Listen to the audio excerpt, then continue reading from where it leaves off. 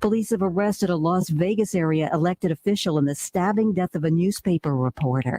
Clark County Public Administrator Rob Tellis was taken into custody at his home by a police SWAT unit. Reporter Jeff German's investigations preceded Tellis's loss in June's primary. In Sweden, an 18-year-old who killed 2 teachers with an axe at a high school has been found guilty and sent to prison for life. Secretary of State Tony Blinken popped up in Kyiv this morning as word came that the Biden administration will provide more than $2 billion more in military aid to Ukraine and other European nations threatened by Russia. This is AP News. To California now. Operators of California's electrical grid say a miscommunication led utilities to mistakenly cut power to several cities during unprecedented demand on energy supplies this week. Governor Gavin Newsom. This heat wave now looks to be extended into this weekend. Californians have been cranking air conditioning to escape the withering heat, snapping the record for energy use. Grid operators issued an emergency alert Tuesday afternoon to prepare for rotating outages if demand didn't ease. They say a dispatcher misinterpreted the message and instead immediately initiated shutdowns in half a dozen cities. The emergency conservation message went to cell phones and did have an immediate effect, however, reducing the strain on the grid. As for what's ahead, Newsom says, we'll start seeing some cooling on Saturday and Sunday, but over the next 2 days, we're still going to have to be mindful. Sound courtesy ABC 7 Los Angeles. I'm Ben Thomas. And I'm Rita Foley, AP News. This is 820 AM, WCPT Willow Springs, and streaming worldwide at WCPT820.com. We are Chicago's progressive talk, where facts matter. Now, your WCPT 820 Chicago traffic update. In Bartlett, there's a crash on Army Trail Road at 59. The Adams Tollway westbound. Roadworks will be wrapping up shortly. Harmony Road past 23, 2 left lanes closed there. Same true on the Tri-State, where a right lane has been blocked each way between 22 and Atkinson, and also near 41 in each direction. Inbound, Kennedy, a little heavier early right now with delays Canfield. All right, Ms. Jackson, we have Pastor Brooks up. Okay. Downtown, about 21. Pastor Brooks. On Eisenhower's heavy 25th Avenue, 1st Avenue. How are you? Can you bring him up just a bit? Stevenson, 27 minutes. Okay. Okay, thanks so much. 13 minutes. Okay, Pastor Brooks. Good morning. Good morning. Good morning. Keep talking. And let me get you. Good morning. Good morning. Okay, good. Good morning. Good morning. Hello. Good. Happy anniversary. Oh, thank you, Santita. I mean, it's hard to believe it's been this long. Well, right? Special interests got what 22 years, girl. and Americans paid the Bless your heart. 22 years. right now. Say bless you. Well, I think it's a wonderful thing.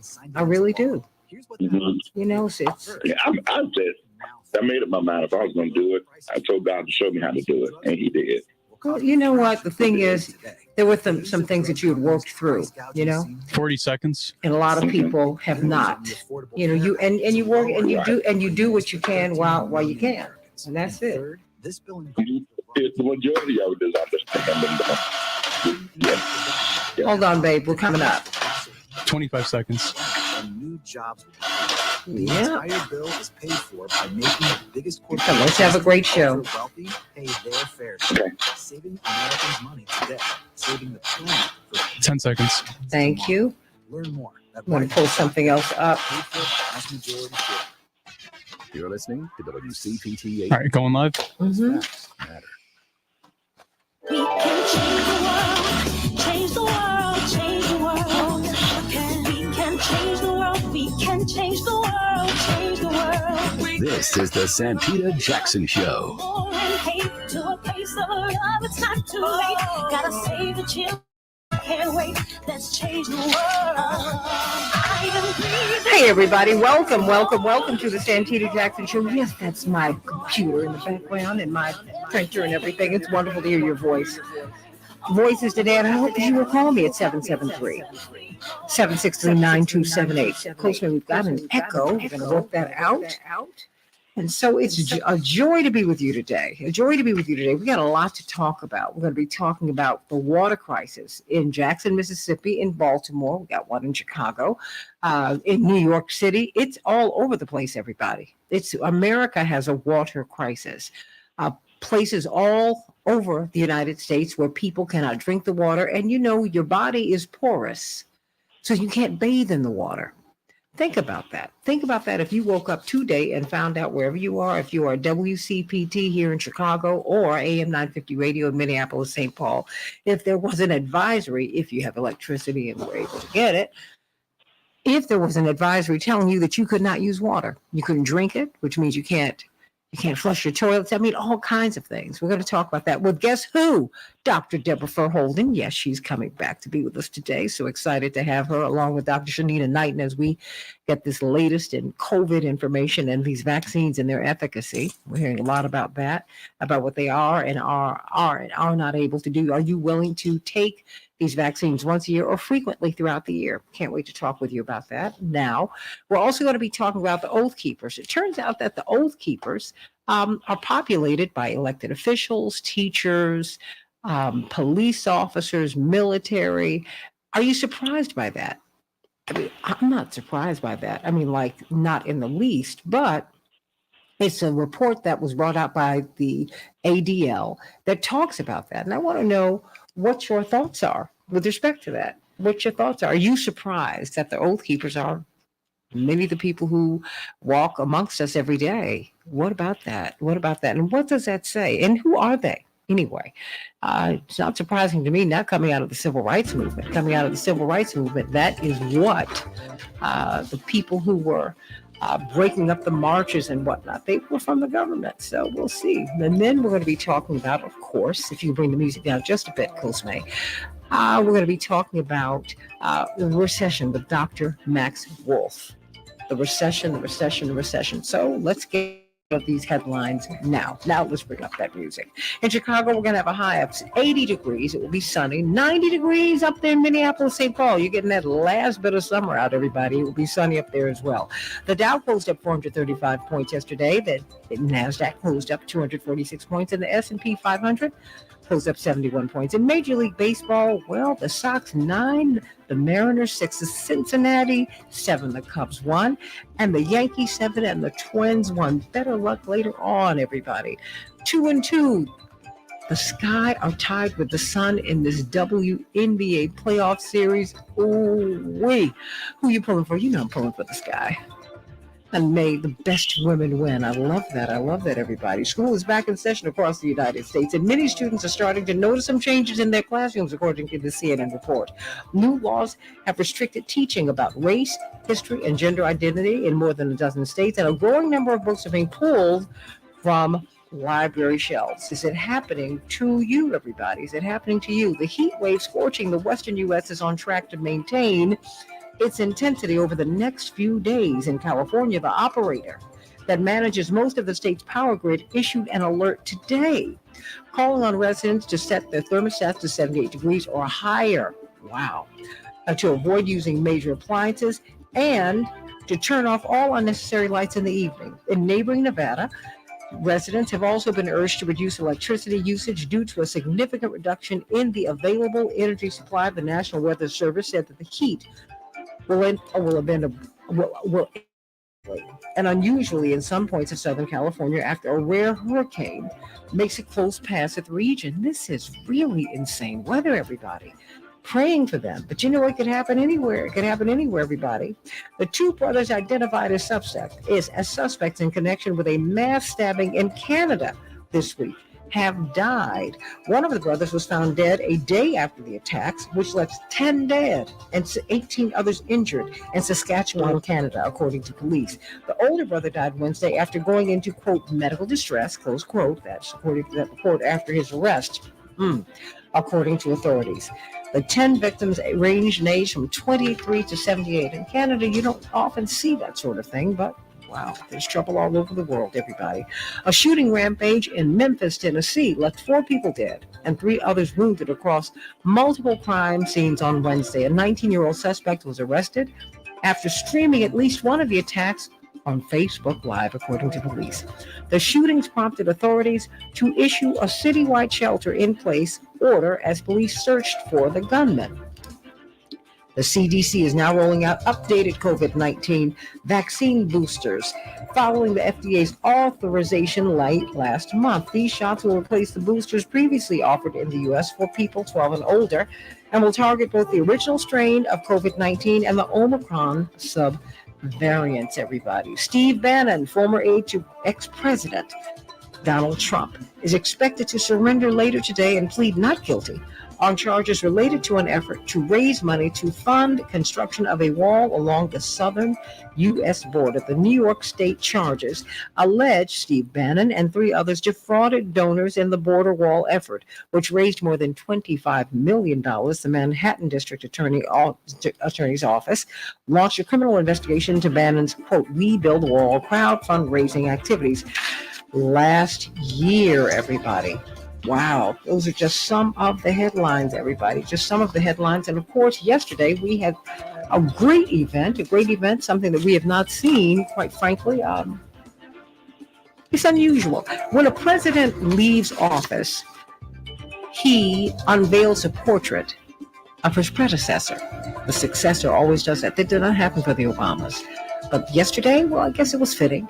They, as President Biden said, came home. And the beautiful portrait of former president, well, forever president, of course, Barack Obama and the forever First Lady, Michelle Obama, distinguished alumna of Whitney Young Magnet High School, were unveiled yesterday, and they were absolutely beautiful portraits, beautiful portraits. And she kind of sounded presidential. What you think, everybody? That's right. She sure did. And it was just a beautiful ceremony in which they were embraced as having come home by President Biden and First Lady Jill Biden. God bless them all, everybody. And she talked about being a young lady, a little girl from the South Side. It's blessed beyond measure to have felt the truth of the fuller story of America, everybody.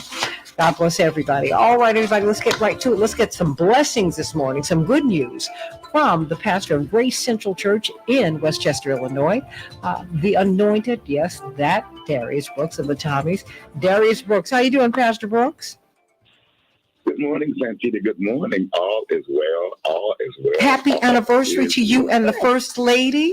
It's been 22 years. I was at the wedding. I was privileged to be at the wedding. It was absolutely beautiful. You sang her down the aisle. You've been blessed with a beautiful daughter who's in college now.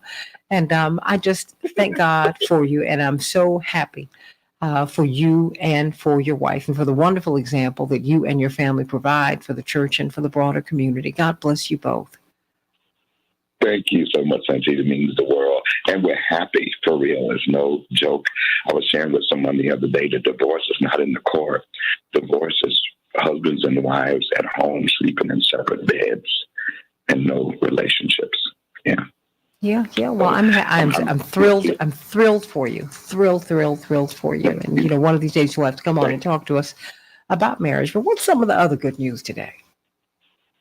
The good news today is, first, we were serving, of course, always, Grace Central Church, 10216 South Kitchener Street, Westchester, Illinois, from 5 till 7. Every Tuesday, we give $200 to $300 worth of food to 200 to 600 families, and we are doing that today. And on Wednesdays from noon till 2, we service seniors. So you guys, if you know anybody who needs food, Santita, I heard you talk about a recession coming soon. God is going to supply all of our needs. So if you know anybody who needs food, please send them to Grace Central Church, 10216 South Kitchener Street, Westchester, Illinois, right off of 290 in Manhattan. Santita, the good news is Luke 16:10. This wonderful passage says, whoever can be trusted with very little can also be trusted with much. And whoever is dishonest with very little will also be dishonest and much. Santita, if I had to use for thought today, build from the bottom up. Doesn't matter what's going on with you, build from the bottom up. This principle that God's talking about is not the stuff that's happening on the outside. Whenever God is dealing with us, it's an inside job that needs to be understood more than the outside. Santita, I don't wrestle with other people. I wrestle with my study time to hear how I'm to be directed by my God. When I study his steps for my life, this expression brings me a happiness that assists me in moving and building forward. It doesn't matter what I'm building or what you're building. If you're going to build, there's a blueprint that should be the first way you consider building. You have to be responsible for you, but you also have to have a source to do this. One's first choice is to just live. I'm just going to live my best life. But you have to find your mission and the proper purpose or direction to do it. God is your partner. He wants to partner with you. He has the plan, and he desires to really do this with whoever wants to do it with him. He says, you abide in me and my word abide in you. Ask what you will, and it shall be given unto you. Letting God lead you in building is really a good thing, and wonderfully, he didn't write solo parts for this journey. Did you hear what I just said? Mm-hmm. He has divine connections for you, the right friends, the right associations, the right kind of healthy relationships. Yep, healthy relationships always bring out the best in you. The kind of people I'm talking about, Santita, after you've been with them, you find yourself less critical, full of faith, and having a vision for your future. So respect the connections when you're building that God has assigned to you. Don't take them for granted. The worth of any relationship can be measured by its contribution to your own vision, plan, and purpose. It's very important who you closely associate with. With some people, you can spend an evening with the right kind of people, Santita, you invest with.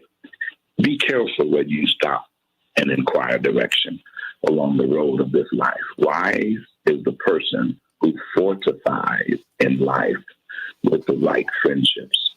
You become like those you closely associated with. Santita, I just heard you mention about a recession. Santita, little things become much. As our friend Danabelle Hall said, when you place it in the master's hand, the word of God says, when you're faithful in little, you'll be faithful in much.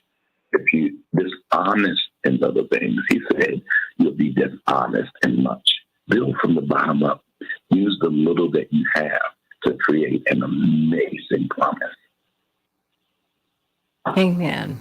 Amen to that. Amen to that. Amen, amen, amen. Amen, amen. Little becomes much when you place it in the master's hands. I love Danny Bell. God rest your soul.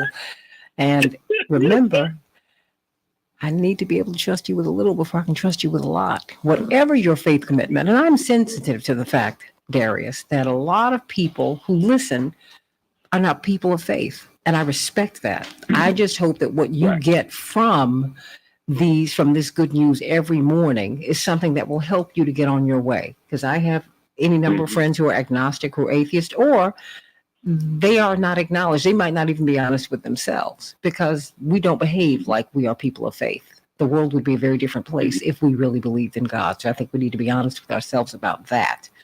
That having been said, and yes, very quickly. Even with that, the word of God says some planted, some watered, but God gives the increase. Do you know faith has to do with the end of a thing, not the beginning or the middle? That's right. But absolutely. I'm just talking about how people go through life, because people profess, as a man thinketh, life and death is in that tongue. And people profess one thing and they live something else. It's just like even the church, as we talk about the recession. Recession is real. You see the numbers growing in those lines at your church every day.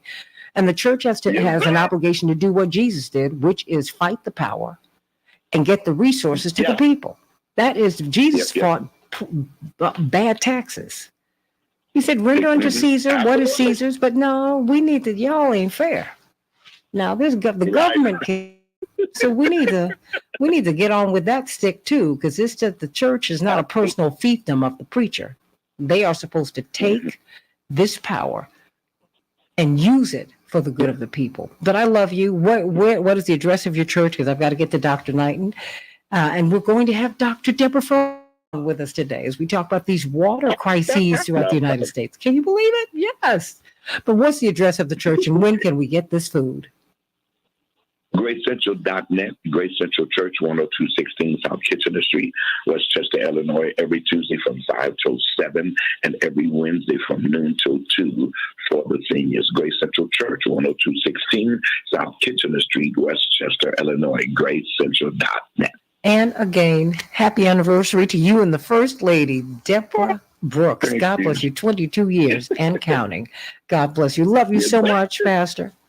Bless you. Pastor Thank you. Darius Brooks. Pastor Darius Brooks. We've got, of course, Dr. Shanina Knighton. We're always so excited to have her, always just trying to pick that brilliant brain for more information as we are sending our children back to school. And as more and more of us are going back into the workplace, we're seeing the same standards that apply to the vaccinated, that have applied to the vaccinated, apply to the unvaccinated, because a lot of people, Dr. Knighton, are technically not up to speed on their vaccines because they haven't gotten boosted, right? So effectively, you're not, you don't, I mean, if you're not boosted, are you still vaccinated? So, good morning. So, I think the biggest thing to recognize is that I was going to say, the thing is vaccines are not cures. And sometimes we don't understand that, in that just because you get one, it doesn't mean that it's a one-time thing and everything is completely gone out of your body. So similarly to the flu vaccines, new strains come around and new things happen. And so as those diseases are evolving, essentially being able to get boosted, being able to get vaccinated provides your body a level of antibody protection for a certain period of time, which will wear off, which means that is why there is vaccination series. And even now, I know that you mentioned maybe last week or a couple weeks ago, the fact that they have the new formulation of a vaccine. And the reason for that is it is recognized that strains of COVID are changing. The same way we're in the new flu season or embarking upon a new flu season, there's a new strain of flu. So the flu vaccine that was good for last year is not going to be effective this year. In fact, the vaccines wear off for flu in about 7 months. So you start losing efficacy from the time that you get it over time. And so that's why it's recommended that you get it within a certain time frame, because if you get it in, let's say, somewhere around September, October, November, flu season peaks between December and February. And the thought process is that if you get it in enough time, it'll provide your body with the optimal antibody protection during the time when flu season peaks. And so just the thing, with everyone in terms of, let's say I got the first vaccine, I didn't get boosted, or I got vaccinated and boosted and I'm fully protected from COVID. That's not how it works. You do have some level of protection, but just as we know, the mRNA vaccines are wearing off similarly to how the flu vaccines wear off, which is why science is going to constantly be evolving. There's constantly going to be options in order to be able to increase antibody protection as the strains change. But that is why I continue to emphasize that the one thing that has not changed, will continue to remain the same, is the fact that we should be cleaning our hands properly. We should be masking when it is appropriately, and we should be definitely distancing. And just as I'll also mention, we are embarking upon a season of where we'll be dealing with COVID-19, influenza, RSV, and monkeypox.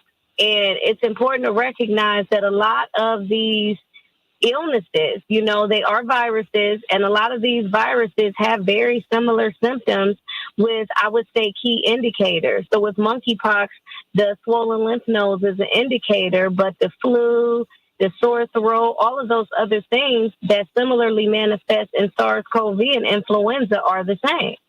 SARS-CoV-2 differs because of, let's say, the shortness of breath, because of the loss of taste and smell. So I just kind of want to bring it up to people that we're still dealing with similar symptoms, regardless of whatever illness, which is why prevention is better than treatment. And it's important to just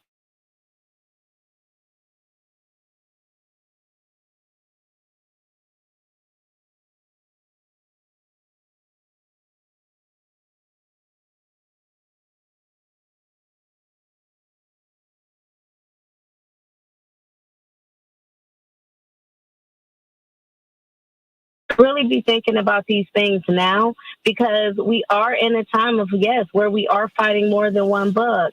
People may think it's conspiracy, but what we have to recognize is we went through a season of where it was a shortage of PPE. We have a shortage of healthcare staff. We have a lot of temporary staff that's moving about within the country, which is spawned by retirements, spawned by deaths. We can think through all of the collateral damage that is happening right now, including the fact that we had a whole generation of, I would say, students that essentially had to be virtually trained or kind of thrown into their job responsibilities, which means that they had to learn about infection prevention and protection a different manner. The use of PPE different than what it had been taught before when the numbers were trending down. So I'll continue to emphasize to people that vaccinations can provide a level of protection, but looking at them as the end all be all, looking at them as secure, and having the expectation that they are going to last indefinitely is the wrong approach to take. It is important to think about these things as a collaborative effort and an accumulative effort opposed to separately.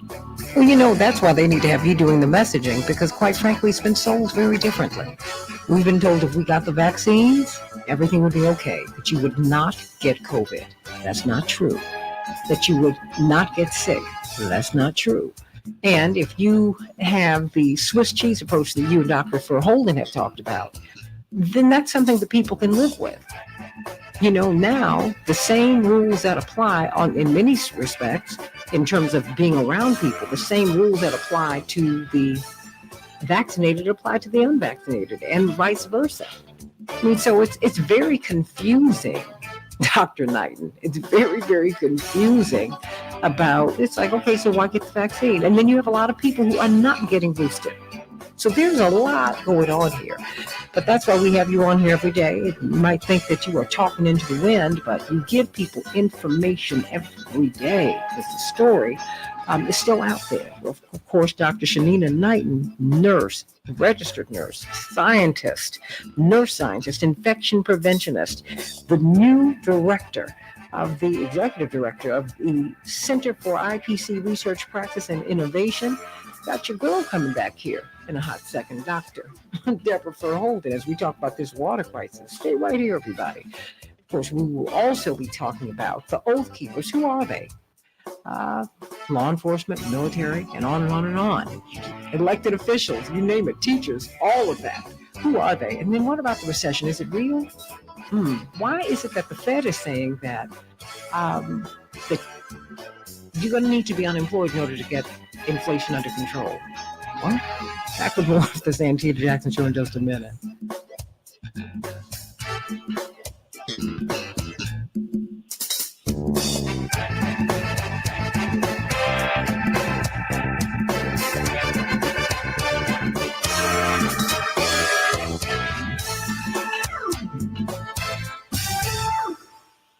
Hey, Dr. Knighton. Good morning. How are you? Oh, honey, I'm doing well. Thank you so much. Thank you all. It's good to see everybody here today. How you doing? And I hope that you all did some things that I actually did do. I have been in the middle of getting all of the physical tests that you should be taking for yourself throughout the year. Because of COVID, there was a big delay. Some of my tests I couldn't get until early next year or the spring of next year. But I did ask to be waitlisted. And so when my number came up, boom. I was right there at 6 o'clock in the morning as they asked me to be.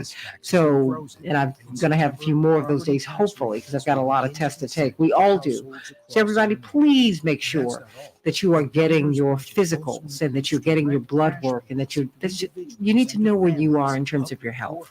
You really, really do. Please, please, please do that. And even if you don't have insurance, I know that you can go through the county system and find out and take certain tests. You need to do that. You really, really, really do. So there it is. Dr. Knighton, how long can you stay with us? Do you have to leave immediately? Here's the latest Chicago traffic and Yeah, I Okay. actually gotta hop off. Okay. And monkeypox ringing. Oh, monkeypox is not funny, but what you just said was. Yeah, it's the truth. I'm telling you, hopping from one pathogen to the next, okay? It's just one thing after another. All right, Miss Jackson. Yes.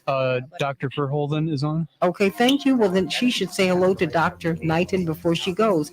Dr. Verholden, you got to say hello to Dr. Knighton and then to everybody else. We're so excited that you're here today. Good morning. Yes. Hey, Dr. Knighton. Girl, I'm drinking from a fire hose over here. I can only imagine. Is that crazy? Oh my gosh. I think we're all going to have to do that. I just might have to jump right in the lake, which I'm looking at right now, and drink that up, whatever that is. So crazy. We don't know with all the lead in it. Girl, in Chicago, because we do have that crisis, but no one talks about it. As I watch the steel mill, from my bedroom, you can see the steel mill, which is on the water. You remember when we had that BP leak? Miss Jackson, Yes. Chaparral is on too, and we have about a minute 30. Okay, thank you. We said we had a leak too of all that oil and sludge, and we had to sue the state of Indiana. Oh, don't get me started. But Dr. Chaparral. Knighton dropped. Oh, okay. Dr. Knighton is gone. Well, she actually had to go. Dr. Verholden, I've got Chaparral. Chaparral, say hello to Dr. Knighton. Excuse me, Dr. Verholden. Good morning, Dr. Verholden. How are you? Happy belated birthday to Miss Santita. I know, right? My baby, it's been a whole year. I can't believe it. Oh, can you believe it? So adorable. And That now- little one right there. And can't imagine life Girl, without you her. warned me. You can't imagine Oh life my without God, her, being can a you? grandmother. If I'd have known, I'd have just skipped right to this part. Oh my 30 gosh. seconds. You sound like all these parents. Underway. You know how your child Like- is doing in math? At Mathnasium, Oh boy. Bill Cosby had a whole routine about that. He was like, I'd look at my mother and say, that is not the same woman who raised me. Who is she? Oh, she, when he see his mom with his kid. Who is that woman? Who is she? Bless your heart. It's hard to believe. You tell him, no, my daughter's having a baby. 10 seconds. And then look at what happened. Bless your heart. Because facts matter. You are listening to Stand by. Here we are. 820. We can change the world, change the world, change the world. We can change the world, we can change the world, change the world. This is the Santita Jackson Show. War and hate to a place of love, it's not too late. Gotta save the children, we can't wait. Let's change the world. I am green. Hey everybody, let's talk about the American water crisis that we're seeing in the capital of Mississippi, Jackson, Mississippi. More than 100,000 people have been without water that they can bathe in, water that they can drink. What does that mean? What if it happened to you? And it's happening all over the country. It's happening in sections of New York City right now. It's happening in Baltimore. That's right. Right now, happening all over the country, more and more Americans do not have water that they can drink, in which they can bathe. We've got to talk about that. And of course, we have got the Dean of Global Public Health. That's right, at NYU, your favorite, Dr. Deborah Verholden. Before we get to Dr. Deborah Verholden, of course, we've got celebrations by us. Chaparral, my girl. How you doing, Chaparral? Santita, good morning. I am doing great in the celebrations by us. We are still working. We're heading out to Atlanta this week for an event. And we are still doing and taking orders for you for all of your catering as well as setup and decor. So please don't hesitate to give us a call at 708-526-4546.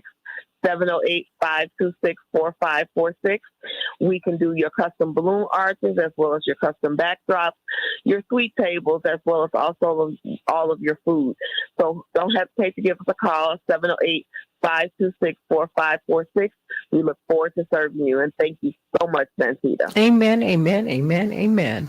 Dr. Deborah Holden has returned to us. We know that she has had these expanded responsibilities as she took on this huge, really global job as the Dean of Global Public Health at NYU. And she is overseeing many campuses around the world and a lot of issues. And boy, is this a time to be the Dean of Global Public Health at one of the leading institutions in the world, as we are watching the infrastructure in America and climate change.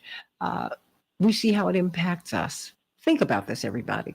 America's infrastructure is more than 100 years old. At the turn of the last century, in the early 1900s, that's what put America, set us apart from London. It set us apart from Paris. It set us apart from the European powers. It set us apart from, of course, the developing world, or the world that was underdeveloped by the West, but that's another story, but it's one that you need to know.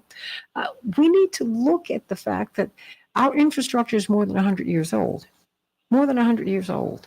And if you go to other countries, if you go to Dubai, if you go around the world where they are developing, they have new 21st century, moving into the 22nd century infrastructure. We don't have that. So we're very vulnerable. So we are a hurricane, a bad rainstorm, snowstorm away from disaster. And we're seeing that in Jackson, Mississippi, which is the capital of Mississippi, More than 100,000 people have been struggling for the past few days to get drinkable water that they can bathe in. Think about that. But guess what? It's also happening in pockets of New York City. Of course, in poor areas. It's happening in Baltimore. It's happening all over the country. So let's back this up and find out the importance of water, clean water that we can trust, and just where we are in the United States. But you know what? Everybody's saying they're so glad to hear that Dr. Verholden is with us today. How you doing, Dr. Deb? Oh, good morning. I'm doing great. I miss you guys. I do. I miss you guys. Thanks for inviting me back. I was in Flint for all those years. So when you hear about water, Flint has raised up some real water warriors. I was just telling people what you've got in Flint now is a lot of the citizens have become what we call citizen scientists. Because when things like this happen in your community, and in Flint, this wasn't an issue of days or months.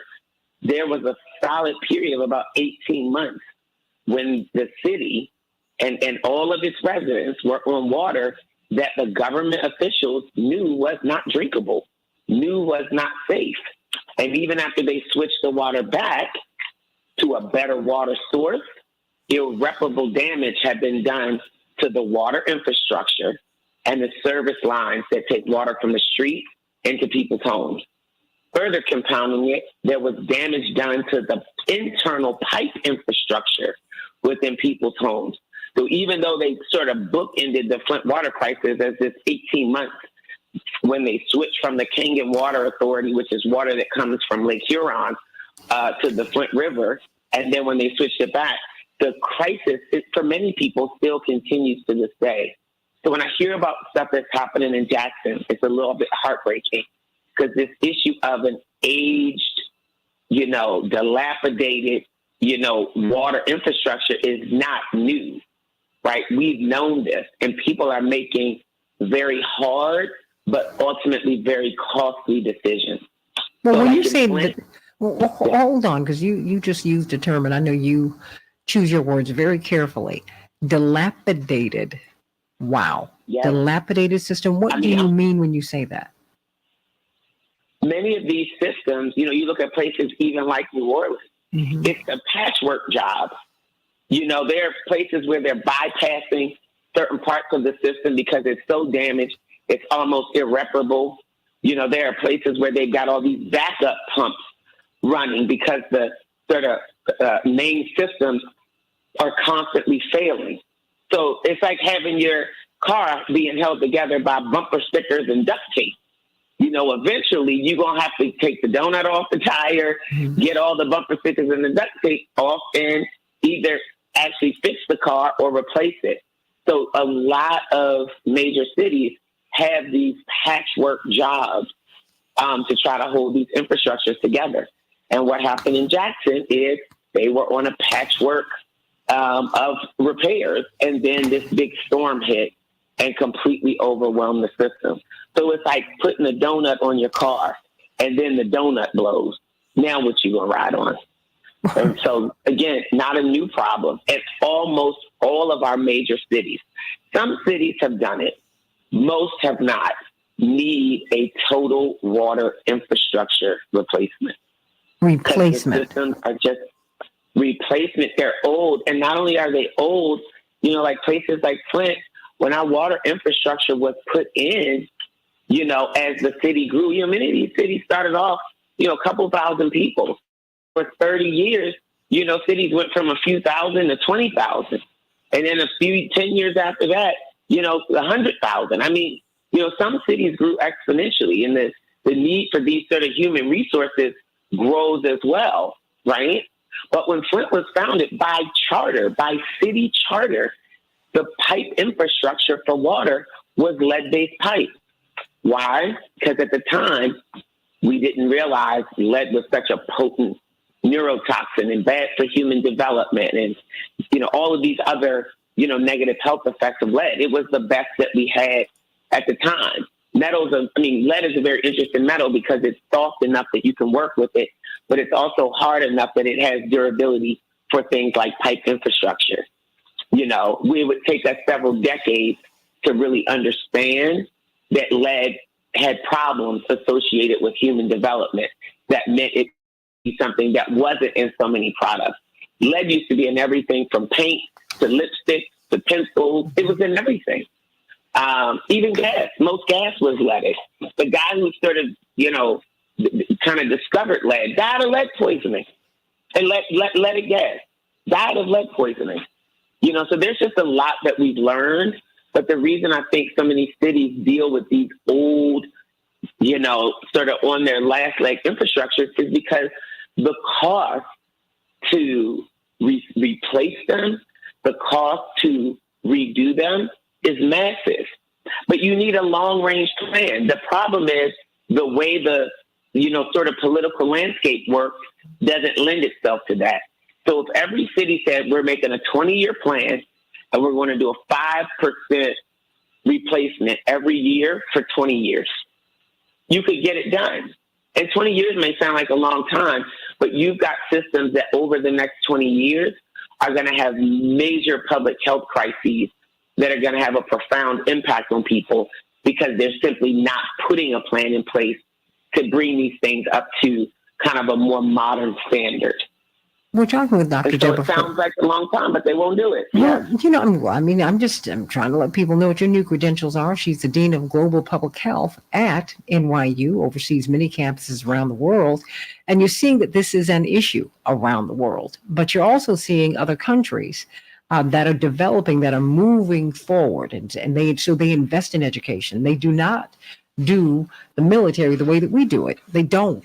Because they're like, I've got to make a choice, and I'm choosing to educate my children, re-educate the adults, build infrastructure. You go to places. That's why LaGuardia Airport in New York City was heartbreaking to be there, because it was so clear that this place was about 60 plus years old, and they had done nothing to it. Just unbelievable. You go to other airports, for example, all around the world, and they are state of the art. But you can transfer that over to their infrastructure, and particularly water. And water is a public health issue, Dr. Deborah Verholden. What does it mean when people have to bathe in water that has lead, that is unclean? What does it mean? What does it mean? How does that impact you? How does that become a public health crisis when you don't have water that you can drink and water that you can bathe in, Dr. Deb? Well, and it's funny because different, people are talking about what's happening in Baltimore. And, my granddaughter's in Baltimore. My daughter's in Baltimore.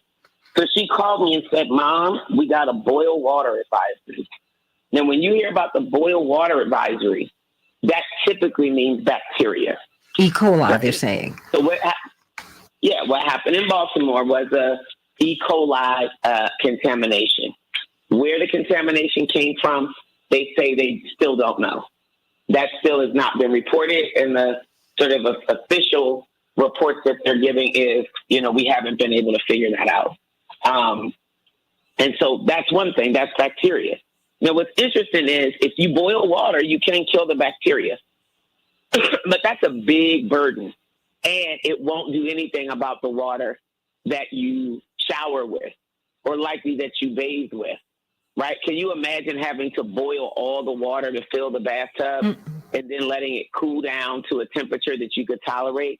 I mean, it would just take forever to be able to take a bath, right? And so, but for drinking and cooking, you can boil water and safely get rid of bacteria.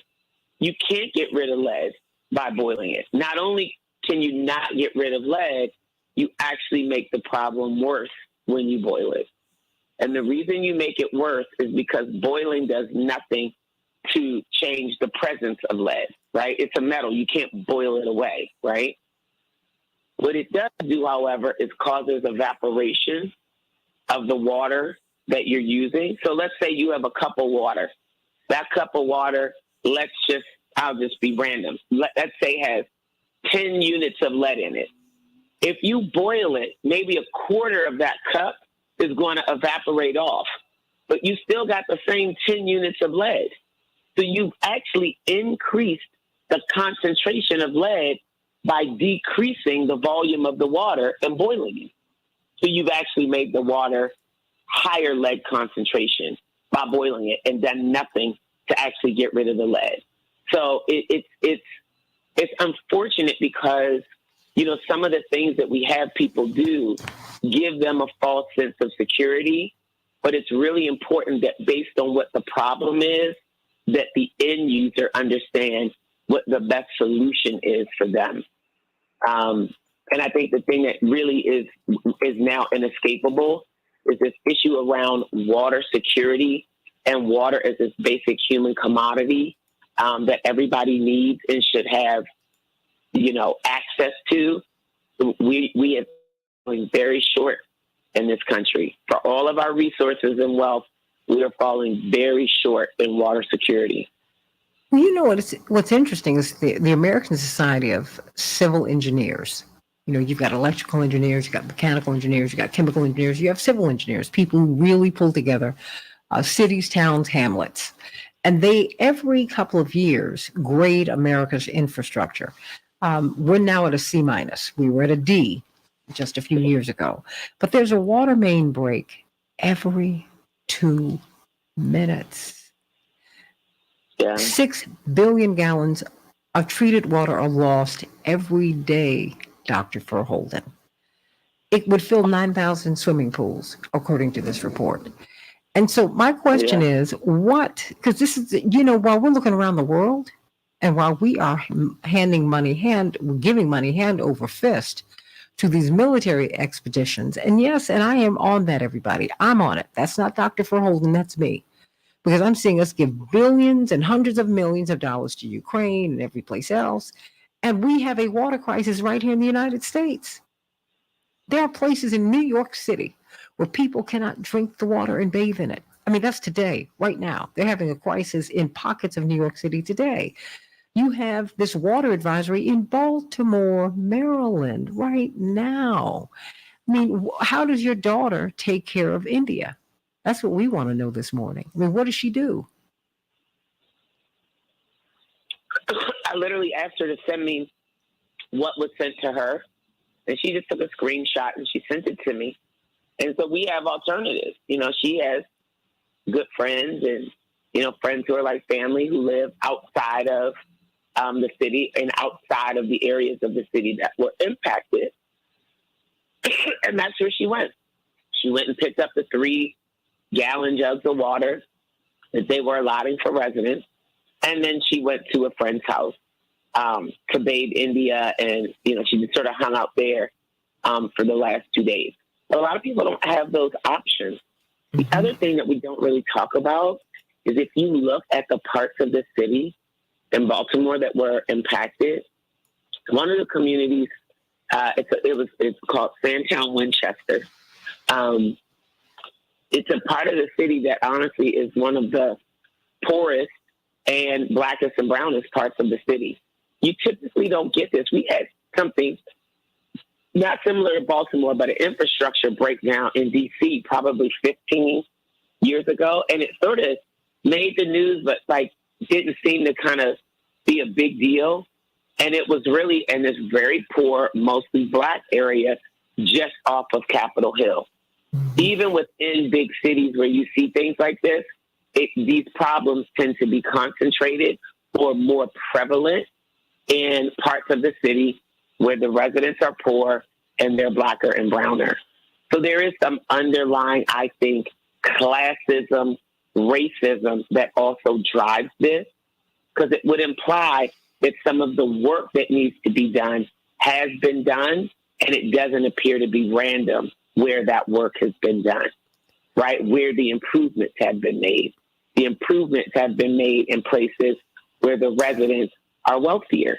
And typically that's correlated with the percentage of the residents in those areas, oftentimes that are white. And so that's that other piece of it that we don't talk about, but water's a right, not a privilege, right? But that's not how a lot of people experience it. You know what? Let me go. Is it Dynamo from Minnesota? Correct. Hey, how you doing? Tina, it's your brother from another mother. Oh, my sweetie, how are you today? Good. How you doing? It's great hearing your voice. Thanks for taking my call. Dynamo, I love it. Thank you. I just wanted to make a couple comments to add to your wonderful guest. You're saying, of course, we live in a corporatocracy. Yes. And this corporatocracy is what feeds that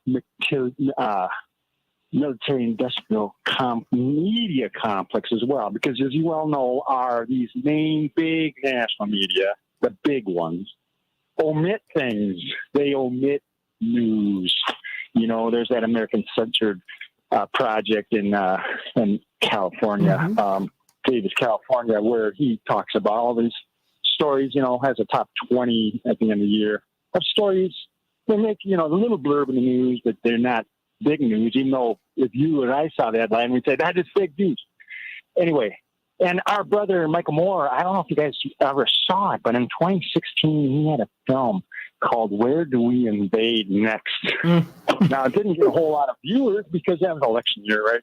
There was a big election year between, two people who are not running in 2024 or whatever. But anyway, that movie illustrated, so the premise was Michael Moore says, I'm gonna go to other countries. We're gonna take the best of what they got. We're gonna steal it and bring it back to America. And what he found is many of those, if you watch that program, many of the things that he was about to steal were things that were started here in America in some small town. But they, in those other countries, made it a whole countrywide thing, whereas it's just happened in one small town. And our brother Ralph Nader has always said, we've got more solutions on the shelf, that we're just not doing, but we could do to make this a better nation. Absolutely. To bring it back into the higher rankers. Right now, as you well know, we're like 20th in practically every ranking, if not lower. Whereas like when we were growing up in the 60s, early 60s, that's what I was on. And we were highly ranked, but now, this corporatocracy, they have no interest. But you know what? Sure the problem, Dynamo, and I'm hearing you and feeling you. We're on the same page. The thing is, if people are not healthy, there will be no one here. And it concerns me when Jeff Bezos says that visiting Earth will be like visiting Yellowstone National Park in the future. I'm like, and Elon Musk has said that too. Like, wait. What are y'all saying? I don't like that. I have about 2 minutes before we go to break. Dr. Verholden, I know how busy you are. I'm so glad that you were able to be with us today, and cannot wait to have you come back, because you have a home here. Everybody's so glad to be with you today. What are your thoughts? This is campaign season. I think we should be talking about this. 100%. And the one thing that I didn't mention that I do want to mention is this issue around water security. Like I said, when you go in cities, you'll notice the problems are worse in poorer and or blacker or browner parts of the cities. We also have major disparities with rural communities. Rural communities, and there are many communities also who are on well water. And well water people will tell you, you people, who aren't on well water haven't made no idea of the kind of water issues that we face. But a lot of our brothers and sisters in rural communities are also not only very marginalized, but these things never make the media. They just have learned to live with lower and poorer quality water, which I don't think is fair. It's not fair to them. It's not fair to their children. So these are the kinds of things we need to be asking these elected officials, because if you need a 20-year plan for this to be affordable, what elected leaders are in office for 20 years? There's almost no, office that matters where one could enact this and then they could stay in office the whole time to see it through. So it has to be one of these things that gets baked in a way where it's not so sensitive to, political changes and people's own personal and selfish motives. So I'm with you. I think this is something that we need to hold our elected officials to task for. Absolutely. I mean, this is a real issue, water security. I mean, not to mention the fact that, America does have people who aren't pleased with us. Our water could be poisoned, but this problem is from within. There are 2.2 million miles of pipe. Okay, that's our drinking water infrastructure. The cities were replacing this pipe at a rate of 1 to 4.8% per year. That's not enough. I mean, this is our money that's being spent in these military adventures and supporting these corporations. They ought to be supporting you, and that ought to be an issue for you as we go into this new season. How can we get in touch with you? How can we keep up with you? Dr. Deborah Verholden, I got about 30 seconds. Oh, you can find me on social media. Yay. Dr. Deb Verholden, at Dr. Deb Verholden on Twitter, Instagram, and on Facebook. And you can always now find me at NYU Public Health. That's right. NYU underscore. Stuff going on. That's right. Because, I started following you yesterday. I said, oh, she's back. Yeah. I love you, Dr. Deborah Verholden. Everybody, let's talk about the Oath Keepers. They are teachers. They are elected officials. They're the police. They're the military. They run this joint. And let's talk about it on the Santita Jackson Show. Back in just a minute.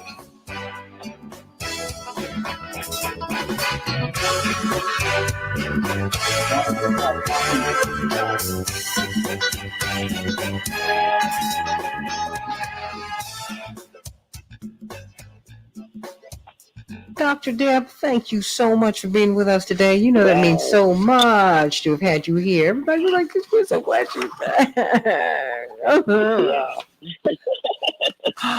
Wow. Bless your heart. Bless your heart. In fact, there was a very, really interesting blog. I'll send it to you. You might have already seen it. We're poisoning Black America. That is, we're witnessing the poisoning of Black America. That was on Joy Reid's video blog. And just really the most vulnerable communities, poor people. It's not limited to Black people, everybody. The poorest among us are being treated horribly. See, we're the canaries in the mine, Black people are. And what happens to us eventually happens to everybody. And that is what we're seeing. We need to be very concerned about that. And we need to ask the right questions. That's why you have to grade the media, because they're not asking the right questions for you. I mean, I think that what's happening with President Trump, former President Trump, is very important. But I think that they are playing here, too, because they're not asking a lot of questions. They're not asking all the questions that they could be asking. They could be asking, okay, what's in the documents? Yeah. Because he's in a big fight with intelligence. So only heaven knows what that's about. In the meantime, we do not have potable water all around the country. No one's talking about that. Has anyone at MSNBC, CBS, ABC, NBC, et cetera, et al., have they talked to you about the places in New York City where you cannot drink water, which are in the projects? Yeah. talking about that. That's happening right now. Baltimore, no one's there. You know, I mean, now they're talking about privatizing the water system, Deborah, in Jackson. That would be a disaster. So your answer is just to make some money off of people. No, and y'all need to push back against that because these people playing games with us. In the meantime, we can't eat, we can't drink. This is horrible. What about people who have babies and they've got to bring these babies home from the hospital? What? You got little children. You have an elderly parent, or you have a sick partner, husband, wife. I mean, all of this. These are the issues. Awful. It's just awful. Wait, let me see. D-Ray has been all over you today. Who do we have now? Attorney Fancher. Okay, Attorney Mark Fancher, how are you? Monday on Fox. Oh, I'm fine, thank you. Good morning. Wonderful hearing your voice. I've got Dr. Deborah Holden. She's going to listen, which is what she typically does. She is the Dean of Global Public Health at NYU. We're so proud of her. So brilliant. And he is a brilliant civil rights and civil libertarian lawyer. Just an acclaimed author. You just absolutely brilliant. Always so wonderful. And then we're going to have your boy, the truth teller. Well, he's a truth teller too. Watch it. Robert Patillo will be up shortly. One of your favorites. So riding with Robert. Here you go. Oh my gosh. I'm scared of what these two are going to say today. Lord, let me keep my show, please. Oh my goodness. Oh no, honey, go on and do what you do. How about that? You're not crazy. You know, because at some point, you know, when you look at the Oath Keepers and what they've been able to do, you know, they're all shocked. Oh my gosh, I can't believe. Attorney Patillo's up. Thank you. Oh, wait a minute. Attorney Patillo, we've got Attorney Mark Fancher with you, but we have got your girl, Dr. Deborah Holden. So here to downtown, 19 from Montrose and 15 of the Express. Robert Patillo. 23 minutes from Lake Cook. Good morning. How are you? Oh, good. Dr. Deb, you want to say hello to Robert Patillo? Good morning, Attorney Patillo. Z Flip 4 is here. How are you? Capture hands-free content. I'm good. With Flex Mode. I'm good. Oh, bless his heart. Conveniently compact. Visit Okay. Samsung.com to order your Galaxy Z Flip 4 today. Oh, Attorney Patillo, I need to call you about Greg Palace. He's having some big event down in Atlanta. Congress just passed the Inflation Reduction Act. Oh, certainly. I will be glad to give me a call after the show. Yeah, I will. You know, if I can call you later on this afternoon, because I'm running after the show. I'm running to see Reverend. Reverend has been in a rehabilitation facility, Shirley Ryan here in Chicago. Dr. Deb for the past week and a half, and he's made tremendous progress, which is what he needed, as you saw when you saw him in New York. So there is all of that. So I've got a lot of things to do today. Among them is seeing him. So there's that.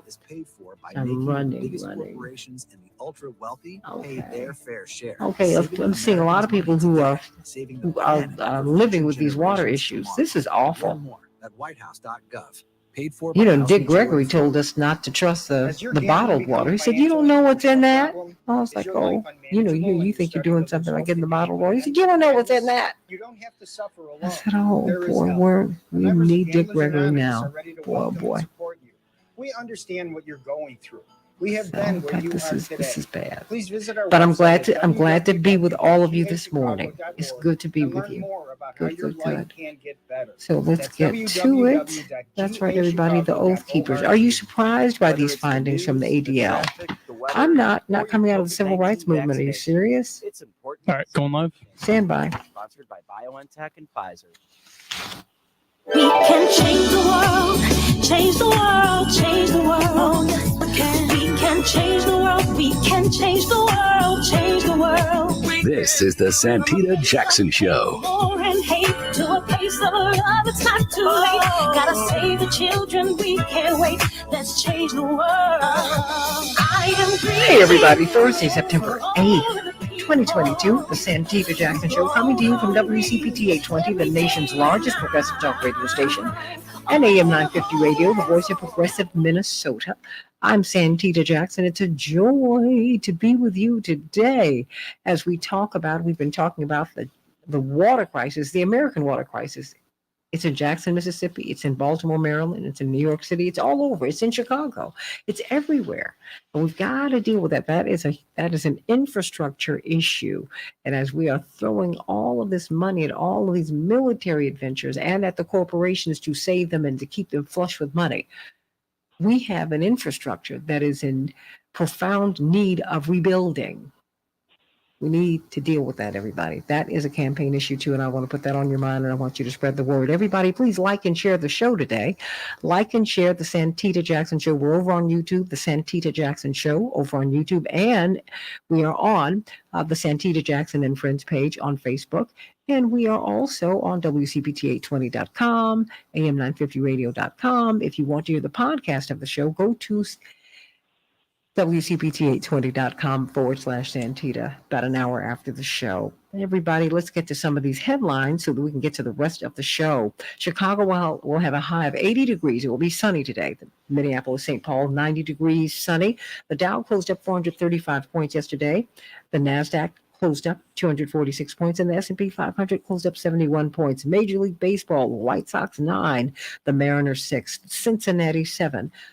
The Cubs won, and the Yankees 7 and the Twins won, everybody. The WNBA playoffs are tied up between the Sun and the Sky. The Sun will be here in Chicago playing the Chicago Sky, who are trying to repeat as world champions. We will see. Everybody, something incredible happened yesterday in the First Lady's first visit, former First Lady's visit to the White House since the end of her husband's presidency. Michelle and Barack Obama, the former president and former First Lady of the United States, had the unveiling of their official White House portraits, and they are absolutely beautiful. Traditionally, the successor honors the predecessor, whatever their party, and they unveil the portraits. This was put on hold during the Trump administration, unfortunately, but as President Biden said, welcome home, President Obama and First Lady Michelle Obama. What a beautiful, beautiful portrait. What a beautiful ceremony it was yesterday, and God bless them, everybody. School is back in session all across the United States, and many students are starting to notice some changes in their classrooms. They have restrictions on books about race and gender identity and history in more than a dozen states. A growing number of books are being pulled from the library shelves. What do you think about that, everybody? Think about it. Think about it. What are our children being taught? The heat wave scorching the western United States is on track to maintain its intensity over the next 5 days. In California, for example, the operator that manages most of the state's power grid issued an alert today, calling on residents to set their thermostats to 78 degrees or higher, avoid using major appliances, and turn off all unnecessary lights in the evening. In Nevada, residents have also been urged to reduce electricity usage, and on and on and on it goes, everybody. Last night in Memphis, a shooting rampage left 4 people dead and 3 others wounded. Oh, wow. Can you believe this, everybody? A 19-year-old did this. This was a suspect who was arrested after streaming at least one of the attacks on Facebook Live, everybody. The CDC is now rolling out updated COVID-19 vaccine boosters following the FDA's authorization late last month. These shots will replace the boosters previously offered in the U.S. for people 12 or older, and will target both the original strain of COVID and the Omicron variant, everybody. Senator Ron Johnson says that he opposes the same-sex marriage bill, and guess what? Legal health care and LGBTQ plus advocates on Wednesday denounced a ruling by a right-wing federal judge in Texas who found that the federal law requiring insurance coverage of an HIV prevention drug violates a owned company's religious freedom. You can't make this stuff up. You know, we've been talking about financial freedom, everybody, financial freedom. And we are on that case with Team Hochberg, everybody. We want you to call them at 855-56-DAVID, 855-56-DAVID. I'm going to have David Hochberg on the show in a few days to talk about this Bank of America program that will, well, you won't have to have a down payment. You won't need, they will have zero closing costs for mortgages. I wanted to explain it, and he has someone, a real surprise for us, a young lady who I met who he is guiding into home ownership. It could be you, everybody. If you're purchasing a new home, if you need to refinance your existing home, if you need to rebuild your credit, build your credit, recover from from huge credit card debt or bankruptcy, whatever it is, call Team Hochberg. If you want a VA loan, FHA loan, reverse mortgage, if you just want to find out what it is, call Team Hochberg at 855-56-DAVID or visit them at 56david.com. Your first call is free, so I advise you to tell them everything that you are going through. That's the only way that they can help you, everybody. And do not be embarrassed, because everybody's going through something right now. Right now. People are living on their credit cards. They're getting their groceries on their credit cards, and they're at the limit, everybody. Tom and Sonia, 2 kids, constantly struggle to pay their mortgage and the minimum payments on their 17 credit cards where they had $100,000 worth of debt. So they called Team Hochberg for a free consultation. They told them everything, and they were able to secure them an FHA loan, pay off their 17 credit card debts, and reduce their monthly payments by over $2,800. That could be you. So call them at 855-56-DAVID, 855-56-DAVID, or go to 56david.com. Tell them all about it. They know it all. And guess what? Why don't you call us sometime and let us know how it's working out for you? I know it's going to be great. Hey, everybody, let's talk about the Oath Keepers. Who are they? Who are they? Who are they? Well, it turns out they're just like you and me. Yeah, they're teachers. They're law enforcement officials. They're public officials. They've been elected by us. They are in the military. They are at least 38,000 strong, but they're everywhere. There's a new study from the ADL, the Anti-Defamation League. Their Center on Extremism finds that they got some leaked information on the Oath Keepers, and they found out that they were elected officials, law enforcement officers, members of the military, first responders, and on and on and on and on. So what do you think about that? Because of course, they were at the heart of January 6th, and we just need to know who they are. I don't like to stereotype people. Find out who they are and what is driving them. So, of course, I had to reach out to attorney Mark Fancher, noted author and brilliant civil rights and civil liberties lawyer. And we have got, of course, the Southeastern Regional Director for Rainbow Push, who hosts his own show on WAOK every Sunday from 1 to 4 Eastern Standard Time. And, of course, he's a regular on this show, as is attorney Mark Fancher. Welcome back to the show, Attorney Robert Patillo. The Oath Keepers, who are they, and are you surprised by this report, from the ADL? Good morning, everybody, and thanks so much for having me on. I'm not surprised at all. The Oath Keepers are one of those groups that popped up in the last, or started coming to prominence in the last decade, of kind of the oppressed white male groups that now find themselves percolating through American society and have gone from being kind of casual men's clubs, that they like to describe themselves, now into full-blown militias and terrorist organizations. It's been interesting watching them militarize. Similar to the Proud Boys, they went through a very similar gestation process. We saw much of this also percolated its way through these internet chat groups, websites such as 4chan, which allow for many of these conspiracy individuals to kind of connect together and find a home. And then that builds itself into these movements. Also, QAnon, of course, has been very prominent and kind of encouraging these conspiracy movements. So with the Oath Keepers, they believe that they have made an oath to uphold Judeo-Christian Western values, to maintain the proper operating procedure, which is, of course, straight cisgendered white men being on the top of the food chain in Western society, them having the ability to govern over women and children as kind of their at-home vassals, economically being above African Americans, being above Latinos, other minority groups. And that is their duty to both through working at state and local governments to influence policy, to infiltrate the military, to infiltrate the judiciary system, to infiltrate the leadership of the country. It's very similar to the methods used by the anti-apartheid movements towards the end of that regime, where they realized they could no longer simply govern. So what they did is entrench themselves in the national bureaucracy, where they control the levers of power until this day. So the goal of the Oath Keepers is to make sure you have people who are allegiant to their cause at every level of policy of government, so they can work from the inside to maintain the type of social structure that they believe was part of the kind of grand old party, make America great fantasy that America often has when it comes to looking at the social structure prior to the 1960s, when many other groups started petitioning and fighting for their rights, including African Americans and other minorities. The fear of the Oath Keepers and the Proud Boys and others is that they are no longer going to secret meetings, burning crosses, wearing robes, and those sorts of things. They wear khakis. They wear the strappy sandals with the collar shirts with the big thing of keys that every dad has for some reason.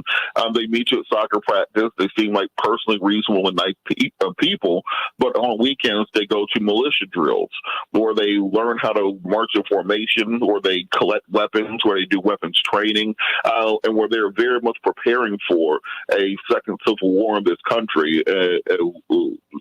At which point we will see January 6th in pretty much every major city. That is what their belief is, that the country is coming to within the next 5 years or so, and that's what they are training for. So it's very important that we monitor these groups, that we infiltrate these groups, that we use law enforcement to break them down from the inside out, because they are a domestic terrorist force, which has started off, oddly enough, as a social club that really does look to turn back the progress and advancement have been made by women and African Americans over the course of the last half century. What are your thoughts about them? I see James Hurst is saying that they are not racial, Attorney Mark Fancher.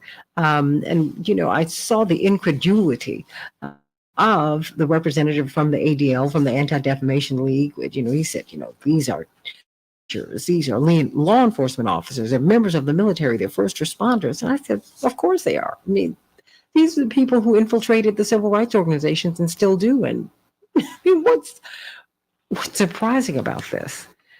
It's alarming, but not surprising. Attorney Fancher.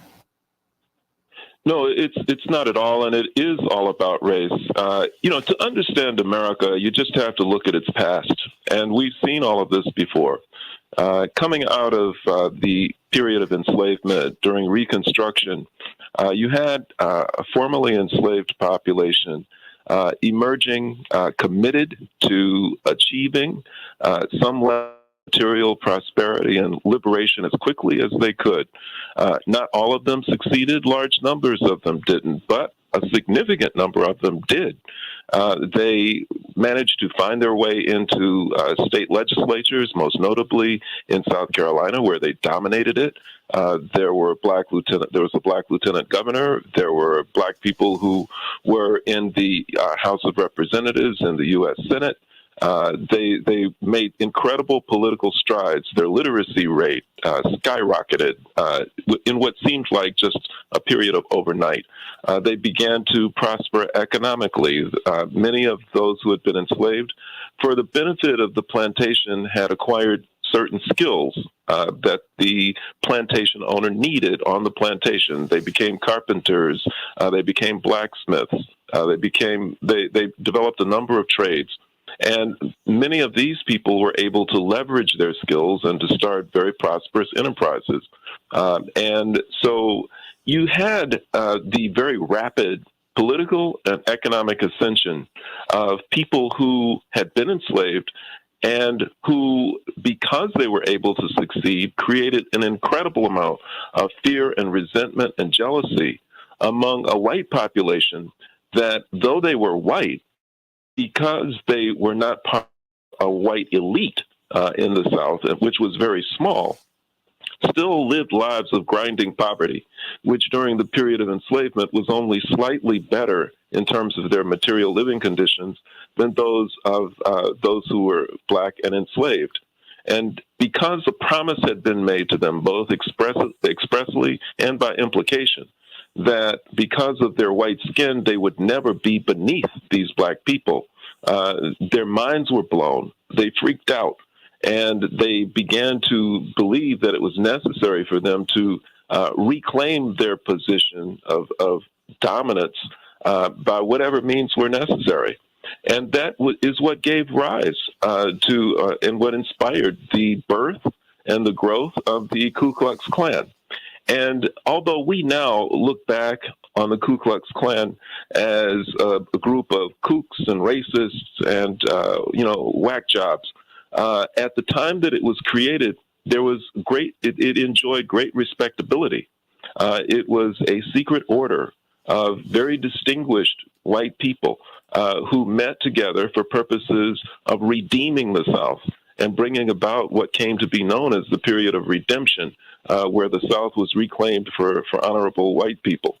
And there were all kinds of people who were members of the Klan, not just down on their luck, people who were holding menial jobs. Very respectable people were members of it, on up into the 20th century. In fact, if I'm not mistaken, the late Senator Robert Byrd was a member of the Klan.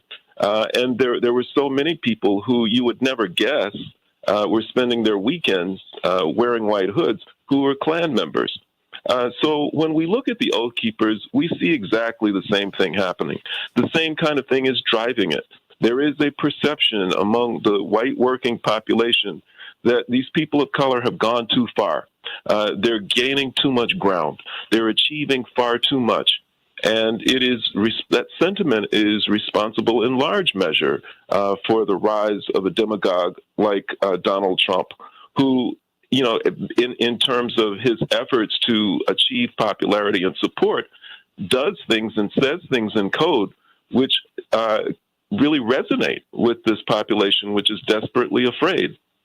For a white population that looks at the demographic projections and sees that white people are going to become a minority within a foreseeable period of time, he says that I'm going to freeze the population demographics by building a wall and keeping these people from coming in and overwhelming us with their numbers.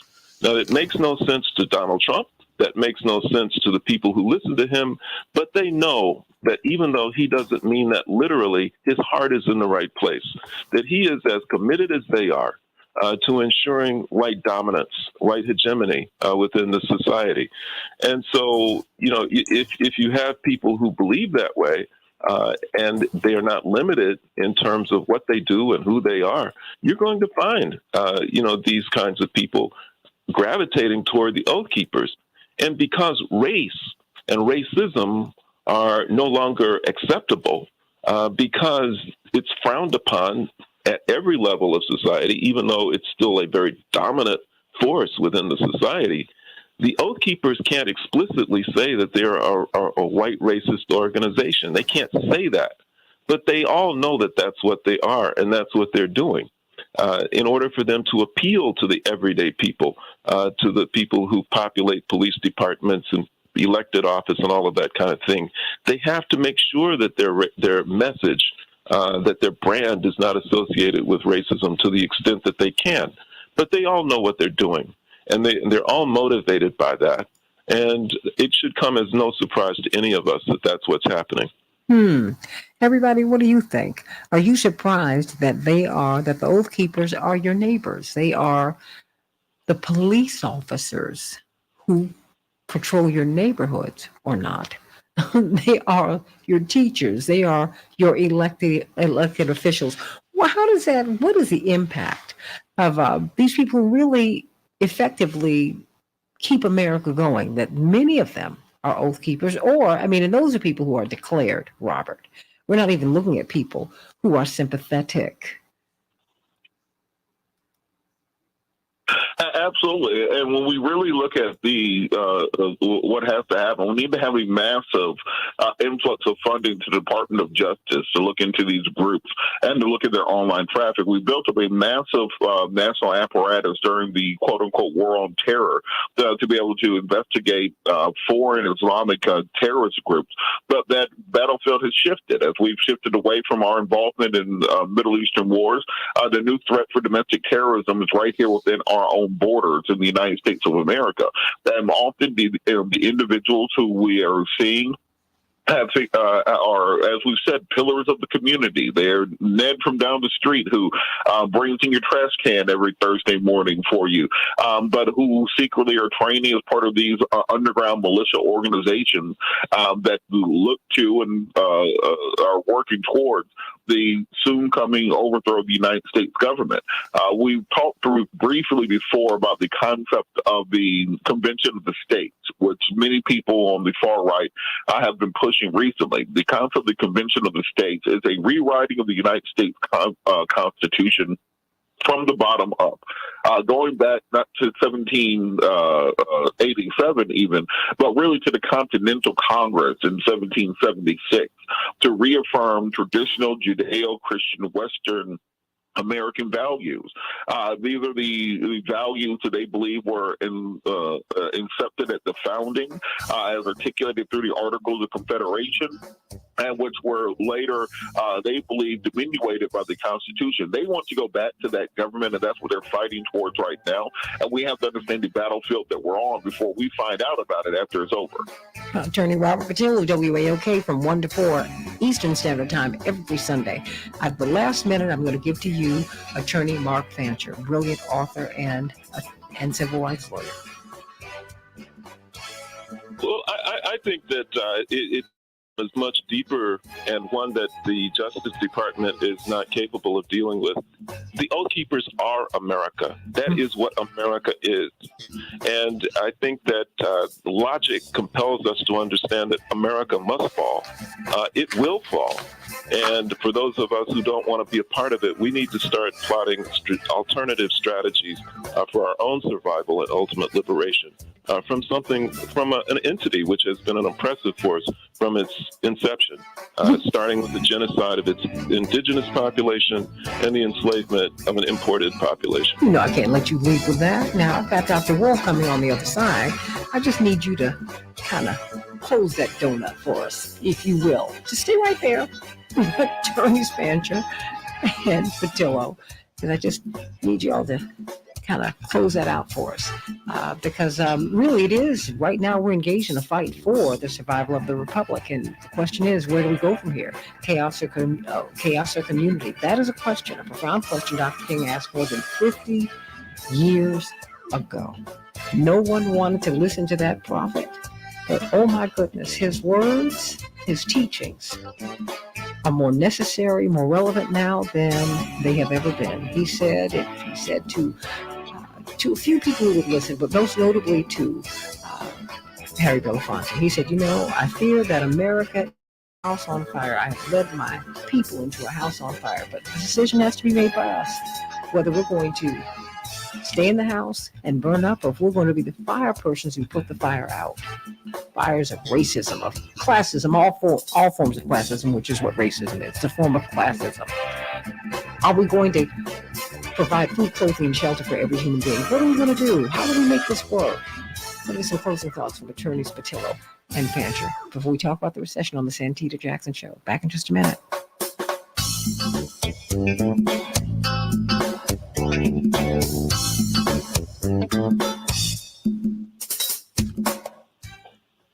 Whew. Now, Attorney Fancher, I can't let you do the mic drop like that. I gotta let you. Weekday morning starting at I give you more than a minute. CPT 820.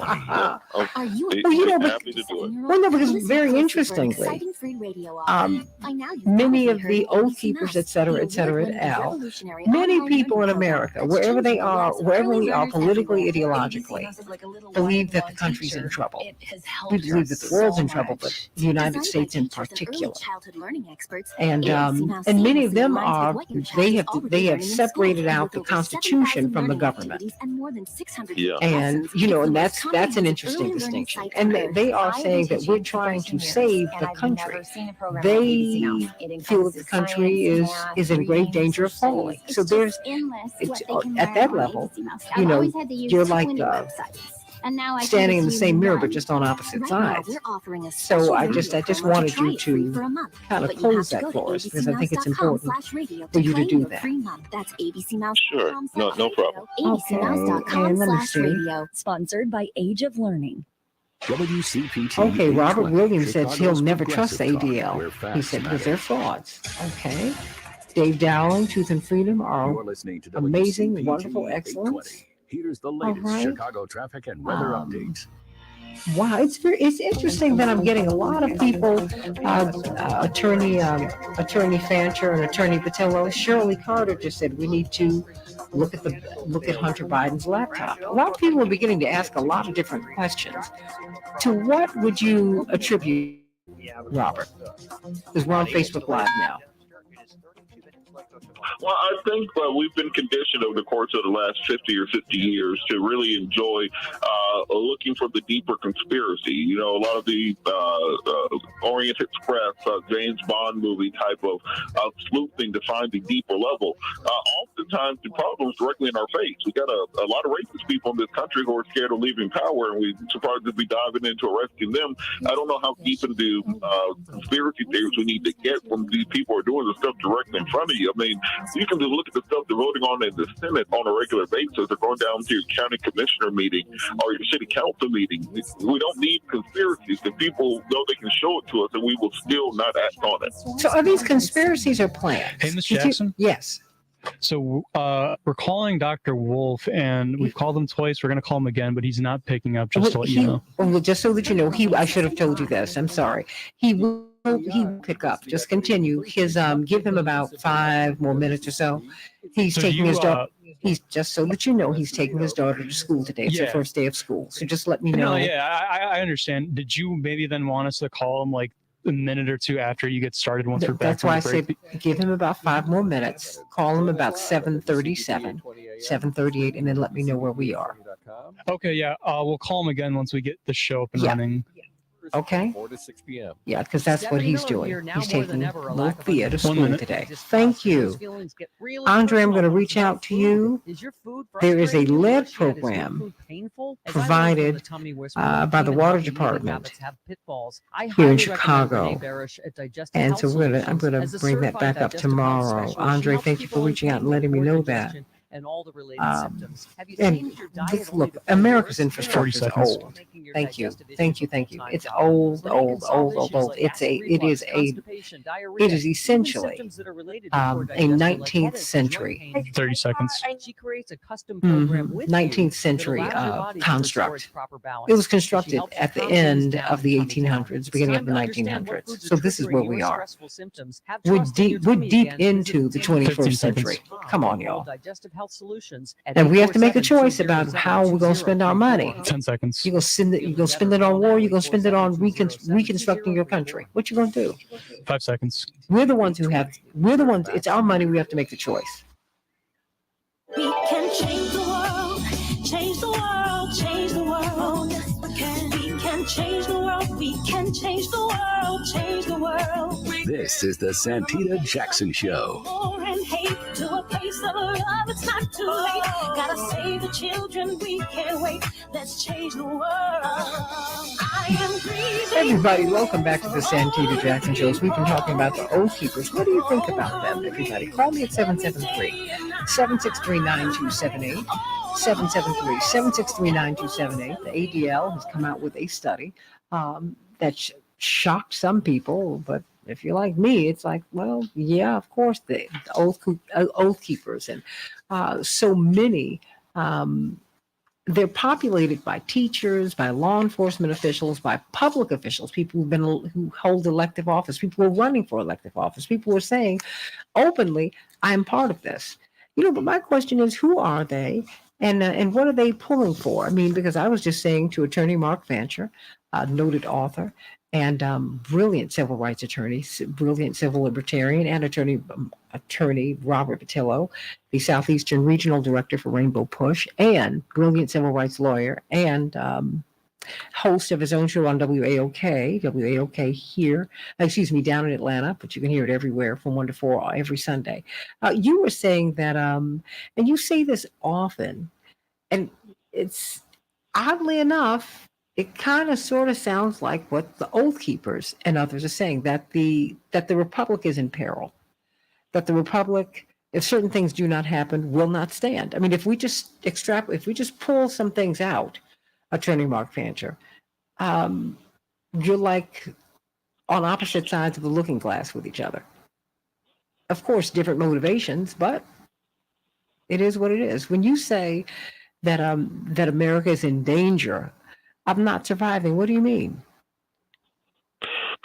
Well, it's true. I think that the Oath Keepers and I arrive at the same conclusion, but by a different analysis. Yes. For me,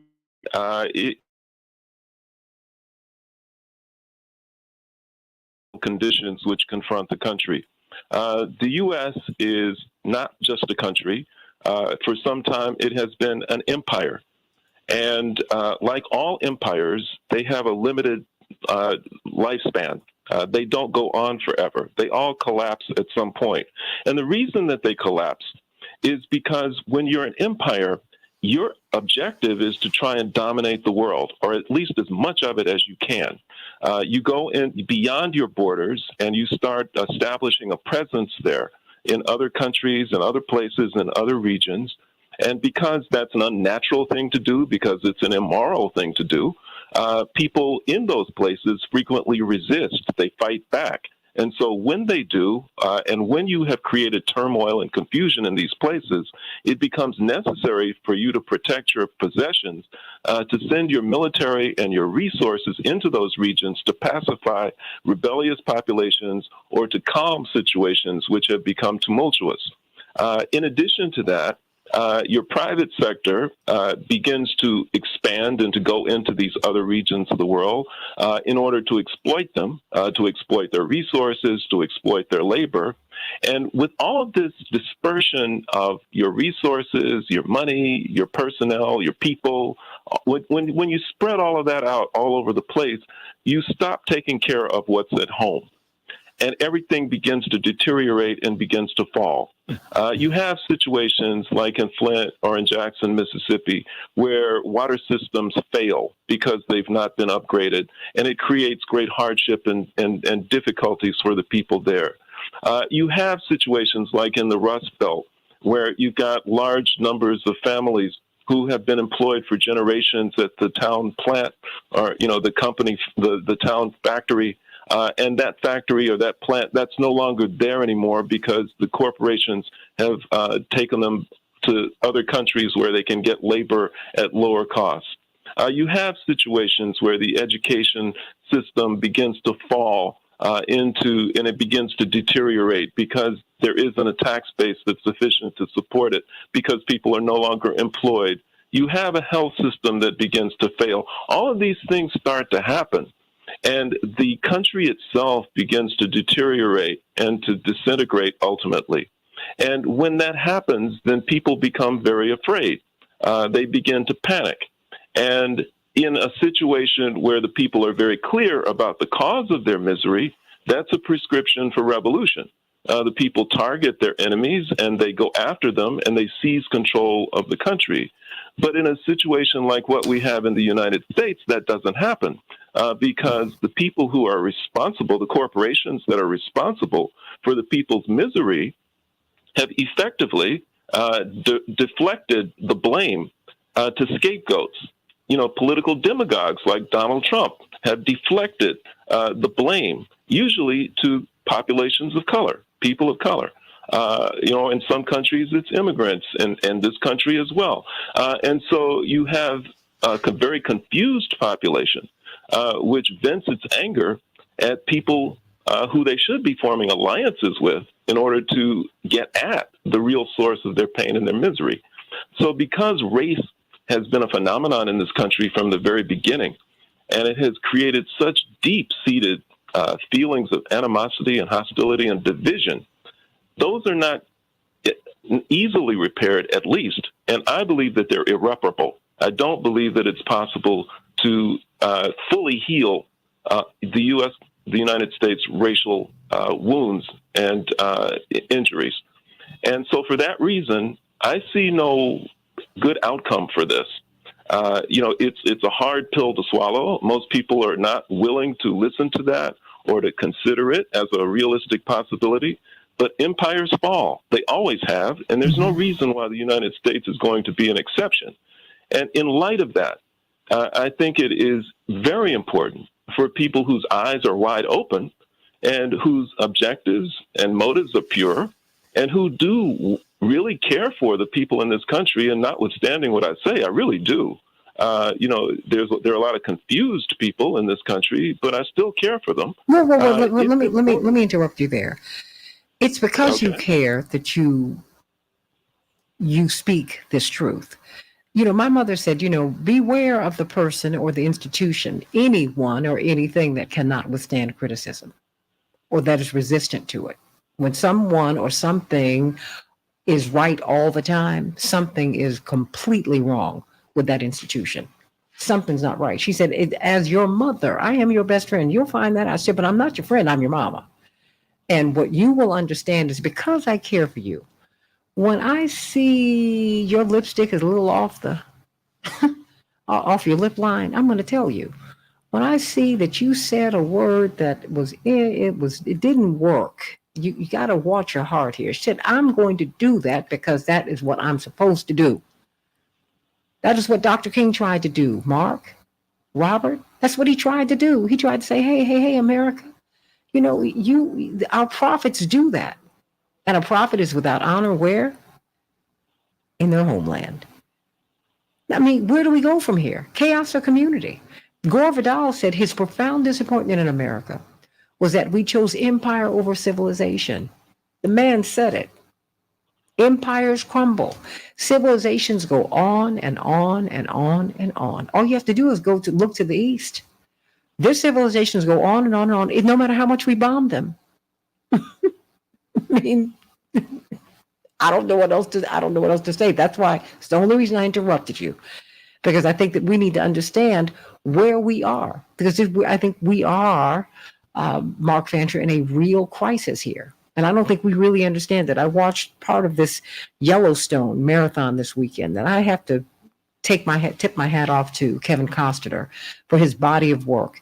No one gets it right completely, but I've seen him really try to examine the issues of race and racism in the United States. I've seen him try to do it on the black side. I saw him as he lifted up Whitney Houston, which he did not have to do, and made her a global superstar without stereotype. And he has done that with indigenous people by giving them a platform to present their story. And they do it brilliantly on this show, Yellowstone. I understand why it's the number one television show in the country. After I've seen it, I'm like, wow. I just think that we have to be very, very honest about where we're off track here, Mark Fancher, before I get back to Robert Patillo. I agree completely. And I think that the choice that was presented by Dr. King is one that's still on the table, chaos or community. And I think it falls to people whose eyes are wide open to choose community. And we have to begin to identify those communities and those populations which are not confused. And the definition of community has to be expanded. We have been told by those who have created the chaos that there are certain communities beyond our borders, certain people, certain nations, certain countries who are our enemies, when in fact those are our potential allies. The Cuban people have been demonized for decades now. When those are our potential allies, they have an understanding of community, and they have reached out to us, have attempted to establish connections and bonds with the people of this country for as long as the revolution has been in place. They've tried to offer assistance, medical assistance, from their own doctors. They've given opportunities for people from poor communities to come into their medical school and to become doctors, and in so many other ways demonstrate solidarity. Venezuela has offered heating oil to poor communities in periods when poor communities have needed it. The people of Grenada, under the leadership of the New Jewel movement, established bonds of solidarity with people who were oppressed before Ronald Reagan went in there and took over the island. Any place that has been identified as an enemy of the United States is very often a place which is really a potential friend and ally of the people who have suffered the most in this country. And we need to reach out across national borders and establish an international community of people who are committed to genuine justice, not just political justice, but economic justice and social equality. And it is in that way that we begin to get the type of power that we need, the type of strength that we need to really, I think, ultimately just begin again in the United States. I've said it before, the so-called founding fathers of the United States were clever people, but they were also corrupt people. They were slave owners. They were elite exploiters. And they put together something that a lot of people respect in the way of the Constitution. We're smarter than they are. We're more moral than they are. We have more integrity than they have. We can do a better job, starting with ensuring that there is justice for the people who the country was taken from. The indigenous peoples have never achieved justice, and they really deserve to have their territory back. They really do. And if they're not interested in taking it back, and they're willing to allow the rest of us to stay, we need to have honest talks with them about on what terms we stay and what will mean justice for them. Enslaved Africans and their descendants need justice. We need to have talks about what they need. We need to create something brand new. And that's only going to happen when people are enlightened and they understand where this is all going and where we really need to go. It is, in fact, chaos or community. Well, Dr. King said it. Dr. Wolf, this always happens with you, of course, but he was, everybody, taking his baby Thea to her first day of school. Where's that applause, Cosme? We need some of that for Thea today, for baby Thea. Yay. She was already. Yes. Cheers, cheers. Yeah. There we go. She was ready. She told everyone she didn't need a parent to walk her in there. Even though it was legally required in New York. Well, we kept on going with this conversation. Of course, you and I we're going to be talking about the recession, but of course, we've got attorney Mark Fancher on, brilliant civil libertarian, civil rights lawyer, noted author, and attorney Robert Patillo, Southeastern Regional Director for Rainbow Push, host of his own show, brilliant civil rights lawyer, on WAOK every Sunday from 1 to 4 Eastern Standard Time. And I guess, as we look at the recession, many people look at it and they say, well, it's not really a recession yet.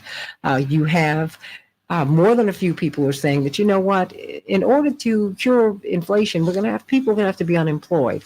We've been talking about injustice as we kind of veering from a conversation as we've been talking about the Oath Keepers, who are just like you and me. They're teachers. They are first responders, they're police officers, they're military. I mean, they are America, as attorney Mark Fancher just said. They're America. They're America. And we're really trying to figure out just how do you create a just economy, Dr. Wolf? I mean, because this is just, the same people are taking the biggest hit in this economy. The same people are taking the biggest hit everywhere. That's a tall order I've given you, but I think you can handle it. Well, if anyone can handle it, but thank you. Look, our recessions of late have been periods of time in which basically wealth has been pretty aggressively upwardly distributed. So we find ourselves in a situation here where we're probably on the cusp of another recession, having barely struggled through several others in which wealth was pretty aggressively upward redistributed by the way that we intervene, both in this case to engineer a reduction in inflation, which means a bit of a increase in sort of recessionary pressure, and then possibly in a recession. So some of the targets coming out from the International Monetary Fund and other groups suggest that we can achieve our inflation goals by probably what we'll need to have another 7 million people lose their job and double the rate of unemployment, right? So I don't know if you guys recall, but earlier on when everybody was freaking out about inflation, which looked like it was probably peaking, which now it looks like it was peaking, that we had a discussion on this show about the caution, because people may not realize when they're screaming and yelling about inflation being the biggest issue, which it probably wasn't, although it was a big one, you're calling for a recession with higher unemployment, because that's the policy response to an inflation that we generally do, right? So now we find ourselves, unfortunately, prescient there in that conversation, which is never not what you want, by the way. It's better to be wrong, but that's what you're forecasting. And so that's always a hard moment. I think you have to decide between economic growth, political stability, and what has gotten a name in economic policy circles that's interesting, much yet in DC, but hopefully will, which is pro-poor growth. And so when you try to restart a recession, or when you try to do any economic policy, you can kind of target maximum economic expansion, sort of growth, sometimes called, or you can target pro-poor growth. And then what you're trying to do is target the benefit of whatever you're doing to sort of boost the economic activity level, target it at the base as opposed to up in the leaves, right? So target it at lower income groups, and that gets the name in policy circles pro-poor growth. So I think if we start being more committed to pro-poor growth, at least we won't have every 5 or 6 years, which is about how regularly we have recessions, we won't have those undo whatever gains were made during the years of expansion, the 6 or 7 years of expansion. Otherwise, you sort of have 5 or 6 steps forward and 2 steps back. And if you're kind of struggling for survival, those 2 steps back can be pretty crushing. And each time we go through that cycle of boom and bust or expansion and contraction, it does a lot of damage to people, both their balance sheets that we talk about in terms of how well they're doing as a family and their savings and what they're able to do and afford and how well they're able to take care of themselves and each other. But then maybe what we don't often talk about is it takes a massive psychological toll and it chips away at people's sense of hope and capability. Well, I mean, I want to know how it is. I mean, how do you say that to the person who's unemployed, who's struggling to figure out paying rent, who's trying to figure out not only how to eat, but how to feed their babies? You know, when you have these people who have insurance, who have money, who certainly have some comfort, who have their basic needs met at the very least. How do we say that when you have billionaires announcing that the Fed won't say it out loud, but you need a higher unemployment rate? I mean, how is that going to help anybody, Max? People need relief like right now. Well, it's the idea you could have a pro-poor growth, right? So that's the sort of broad policy umbrella name, which is you can do a basic income plan, which I think there's been some interesting experimentation with, which just says, okay, wherever we are in the business cycle, right? So if you're employed, unemployed, underemployed, partially employed, you get a basic income. So universal basic income, which is what Dr. King talked about more than 50 years ago. That's what you're talking about. Right, sometimes called UBI, right? And the idea, there's 2 versions of it, though, right? So one is the kind of the conversation that I think Dr. King engaged and that was bigger maybe 30, 40, 50 years ago. And then there's this UBI that's kind of continuous now. So the notion there is that it's not relevant to the business cycle. So it's not that you get this when you're unemployed. It's that everybody gets it, right? Unless they're earning more than 150% of it or whatever the threshold cutoffs are. And there's lots of debate about where those should be. But the idea there being that this is not opulence here, right? So the notion of a UBI or a universal basic income is not for people to be living high per se, but that all the basics, right? That your kids are clothed and fed, that some kind of reasonable rent is paid, that some kind of basic medical care is delivered, that you can transport yourself around, access to health care, like a rudimentary basics, right? And that this frees people up to do all kinds of things. And it also ends up saving the society money. And here's where the debate can sometimes get very heated, right? Although there's lots of evidence to support this is probably true, that with the reduction in crime and destruction and alcoholism and substance abuse and spousal battery and child abuse and all those other great things, that you actually get back all the money. So I think there's two things. Like, should this be something we just do whether or not it makes money? I think you probably would have to be committed to that. But I also think there's a reasonable debate, and it's not clear, could break either way, but there's a reasonable debate that you actually end up saving money. Because all those social disasters and issues we have, which certainly wouldn't all go away, they're not all economic en route, but if you can make a substantial reduction in those things that have massive costs and intergenerational impacts, in a reasonable time frame, you actually come out ahead financially too. And that's the argument for pro-poor growth. I think it's pretty convincing, both maybe morally and ethically for a lot of people. I think it's been convincing for a long time. But I think it's also pretty convincing from a macroeconomic perspective that it's at least close to break even over a longer time horizon. Well, I mean, just very quickly, let me give the people who stayed with me today. Attorney Robert Patillo, in about a minute, what is your response? Well, yes, a minute to handle all macroeconomic problems. I'm sure that you can do it. That's right there within my bailiwick. But I think Professor Wolf has it dead on that we have to start having more educated economic conversations in this country, because right now we have economists by demagoguery. And we saw during the Trump regime, the Fed wanted to raise interest rates to prevent the inflationary pressures that hit us in 2022. They wanted to raise those rates in 2020, and President Trump browbeat them from doing so, which led to it coming to an economic head that we saw earlier this summer. What we're looking at right now with these continuous raising of the Fed rates, just look at what the rates are in other countries and the economic headwinds that they're running into. We act as if America is a space station that gets to orbit above the rest of the world economy. No, we are interconnected to that. So 18% inflation in Russia affects the Evergrande scandal in China is going to affect America. The turning off of Nord Stream 1 and 2 in Eastern Europe, that's going to affect America. So we have to start having real economic conversations instead of simply having these kind of PR-driven, headline-driven conversations that lead us nowhere towards bad public policies, much like with the pandemic. Let's look at the experts. Let's find out what the best policy position is going forward, and not simply go from crisis to crisis.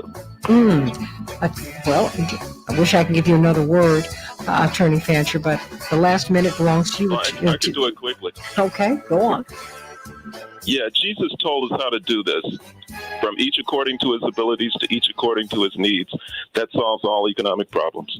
Amen to I'd that. want to do what Jesus says. And you know what? Whatever your belief system, Dr. Wolf, I mean, that sounds like you to me. We need to figure this out. Dr. Wolf, 1 minute, it's yours. Look, I think all these things hinge on the definitions, and I think a more democratic process for defining things would make a lot of headway here. So in other words, what is the goal? What is economic stability? Is it just that people who are going without aren't going without torches and pitchforks? Or is it that they're not going without, right? That is economic growth in the sort of assets that the affluent tend to focus on, like stocks and bonds and fancy houses and estate jewelry and art? Or is it stability in the ability of people to food, clothe, educate, medicate, shelter themselves? Right, and those are really issues of focus. There's not so much a right and a wrong as there is massive social implications to where you come down on that. And if our opinion is elite opinion, then we'll end up with that 1 minute problem, which is we deal with elite problems and not regular problems. And I got in trouble for saying this being a pandemic, but I still think it was illustrative, right? Venture capital, business I work in, found its way to funding a dozen or more companies that were app-based to have a poor person walk the dog and clean up its poop for a richer person, but couldn't really figure out how to fund an app to tell anyone where to get PPE or vaccination for COVID. 30 seconds. Social priorities are revealed in what you care about and how you define things, because once you pick the measuring stick, all the heights are already determined. And if we use the wrong measuring stick of success, which we have, then everyone will get the wrong measure. And I think that's the challenge of the age macroeconomically. Dr. Max Wolf, everybody. I'm Santita Jackson. Can't wait to be with you tomorrow on the Santita Jackson Show. Love you, everybody. Have a great day.